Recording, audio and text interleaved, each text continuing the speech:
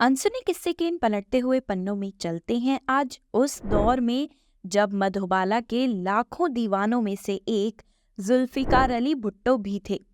शायद ही आप जानते होंगे कि मुंबई के वर्ली सी फेस में भुट्टो परिवार की एक आलीशान कोठी हुआ करती थी।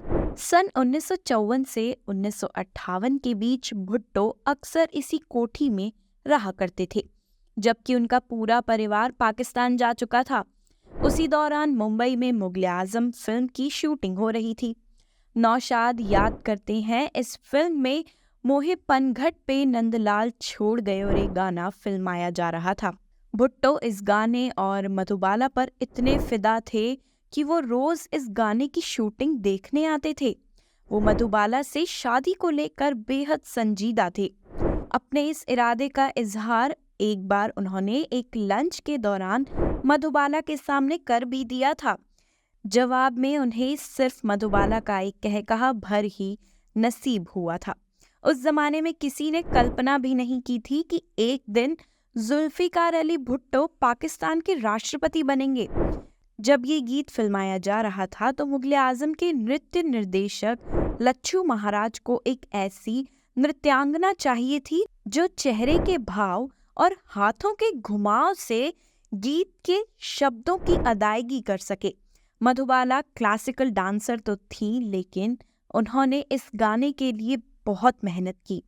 लच्छू महाराज ने उन्हें महीनों कथक सिखाया। वैसे मुगले आजम की शूटिंग देखने आने वालों में चीन के प्रधानमंत्री चू एन लाई, सऊदी अरब के शेख सऊद, पाकिस्तान के मशहूर शायर फैज अहमद और इटली के मशहूर फिल्मकार रॉबर्टो रोजोलिनी और डॉक्टर जिवागो और लॉरेंस ऑफ अरबिया के निर्देशक डेविड लीन भी थे। मधु का दिन सुबह 5 बजे शुरू होता था, जब वो मुंबई के कॉटर रोड के बीच के पास चहलकदमी किया करती थी। मशहूर अभिनेता प्रेमनाथ उन्हें अपना मॉर्निंग अलार्म कहते थे। वो रोज सुबह 6 बजे फोन करके उन्हें उठाती थी ताकि वो टेनिस खेलने जा सकें।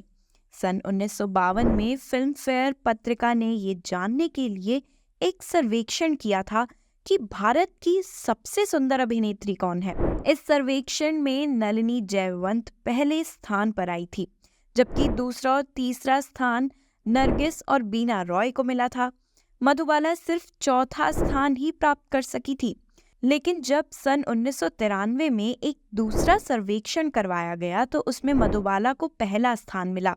दूसरे और तीसरे स्थान पर नरगिस और मीना कुमारी रही। मधुबाला का जन्म 14 फरवरी 1933 को वैलेंटाइंस डे के दिन दिल्ली में हुआ था। उनके बचपन का नाम मुमताज जहां बेगम था।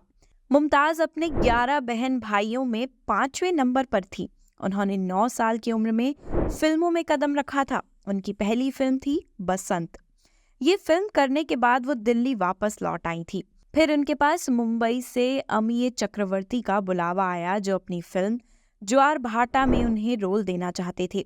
वो वापस मुंबई गईं, लेकिन किन्हीं कारणों से उन्हें ज्वार भाटा का रोल नहीं मिल सका। लेकिन उनके पिता ने मुंबई में ही रहने का फैसला किया। उनकी मेहनत देखकर मशहूर अभिनेत्री देविका रानी बहुत प्रभावित हुई। उन्होंने उन्हें नया नाम मधुबाला दिया। सन 1948 में उन्हें फिल्म सिंगार में सुरैया के साथ सहनायिका का रोल मिला। धीरे धीरे उनकी प्रसिद्धि बढ़ने लगी और उन्हें बतौर हीरोइन कई रोल मिलने लगे।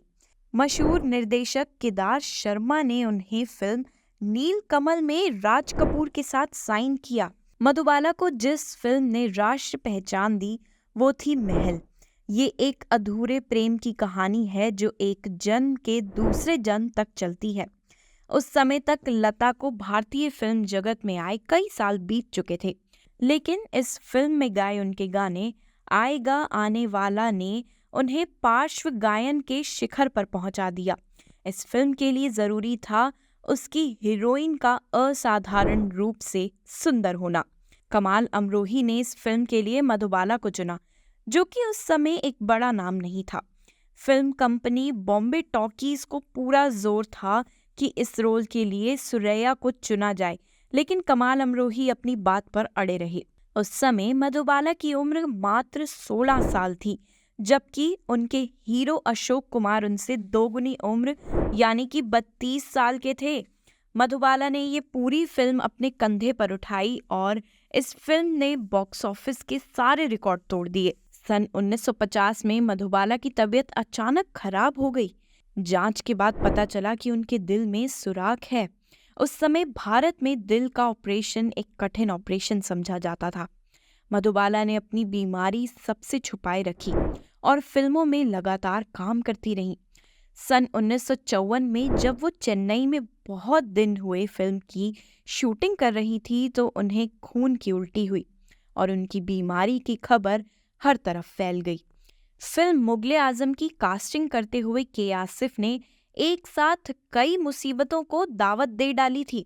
राजकुमार केसवानी अपनी किताब दास्तान मुगले आजम में लिखते हैं, पृथ्वीराज कपूर उस समय एक साथ कई बीमारियों से जूझ रहे थे। मधुबाला भी दिल की बीमारी की वजह से कई पाबंदियों में बंधी हुई थी। फिल्म के खास लंबे हिस्से में मधुबाला को असली लोहे की भारी भरकम जंजीरें पहननी थी। कैद खाने में जब मधुबाला पर बेकस पे करम कीजिए सरकारे मदीना का सीन फिल्माया जाना था तो डॉक्टरों की सख्त हिदायत थी कि हर हालत में वजन उठाने से परहेज करना चाहिए, लेकिन मधुबाला ने वो नात फिल्माने दिया। मधुबाला का जिस्म लाचार जरूर था लेकिन उनके इरादे पक्के थे। जब मधुबाला ब्रीच कैंडी अस्पताल में अंतिम सांसें ले रही थी, बीके करंजिया उनसे मिलने वाले संभवत आखिरी व्यक्ति थे। अगले दिन 23 फरवरी 1969 यानी अपने 36वें जन्मदिन के 9वें दिन मधुबाला ने इस दुनिया को अलविदा कह दिया। उस दिन दिलीप कुमार मद्रास में शूटिंग कर रहे थे।